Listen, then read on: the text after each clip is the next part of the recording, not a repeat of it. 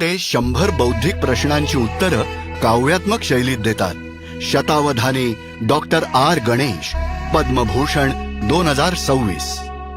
अवधान भारताची एक शास्त्रीय कला असून यामध्ये उत्स्फूर्त काव्य रचनांच्या माध्यमातून विविध प्रकारच्या काव्यात्मक आव्हानांचा सामना केला जातो। बहुकार्यशीलता आणि चौकटी बाहेरचा विचार, तोही कोणत्याही साधनांशिवाय। ह्यात कलाकाराची सर्जनशीलता आणि विद्वत्तेची कठोर परीक्षा असते। आशु काव्य रचनेचा पहिला विषय आहे निसर्गावर अवधान। हा खूप सुंदर विषय आहे। मी द्रुत विलंबित छंदामध्ये काव्य रचणार आहे। जेव्हा भगवान विष्णू ध्यानस्थ असतात आणि त्यांची पत्नी सुंदर आणि सुशील लक्ष्मी प्रश्न विचारते, 8 रूपात अष्टलक्ष्मी म्हणून कविता विलक्षण कलेच्या माध्यमातून आकारास येते। 1962 साली कोलारमधील एका मध्यमवर्गीय कुटुंबात जन्मलेल्या लहानग्या गणेशनं भारतीय ग्रंथांचा अभ्यास सुरू केला आणि आई वडिलांच्या प्रोत्साहनानं नाटकांमध्ये भाग घेतला। यामुळे लहान वयातच त्याच्यात जिज्ञासा आणि कल्पनाशक्ती वाढली आणि पुढे ते प्रसिद्ध झाले। वयाच्या 19व्या वर्षी त्यांच्या आयुष्याला एक कलाटणी मिळाली। त्यांनी चामराजपेठमध्ये एका तेलुगू विद्वानाला संस्कृत अवधान सादर करताना पाहिलं। ते थक्क झाले, हेच कन्नडमध्ये का करू शकत नाही?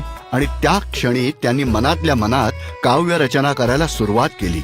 कार्यक्रम संपल्यावर विद्वानांनी त्यांच्या कविता ऐकल्या आणि ते थक्क झाले आणि अशा प्रकारे त्यांनी आपलं पहिलं अवधान सादर केलं। एका विस्मृतीत गेलेल्या कलाप्रकाराला पुनरुज्जीवित करण्याच्या दिशेनं हे त्यांचं पहिलं पाऊल होतं।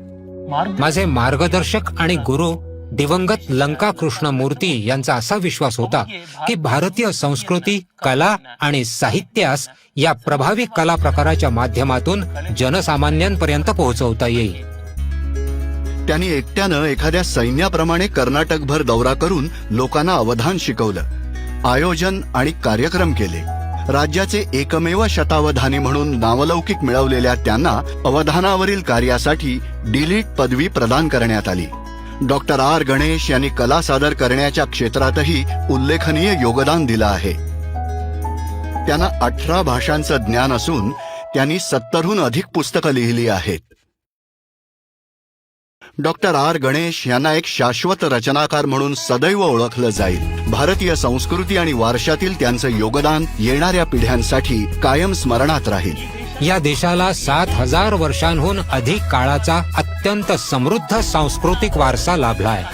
देशाचं साहित्य, कला आणि विलक्षण जीवनशैलीच्या माध्यमातून मला त्याची प्रचंड खोली समजली आहे। त्यामुळे या देशाचा प्रत्येकाने अभिमान बाळगला पाहिजे, जो तर्काधिष्ठित आणि सन्मानाने उभा आहे। शतावधानी डॉक्टर आर गणेश, पद्मभूषण 2026। कोटी कोटी नमस्कार।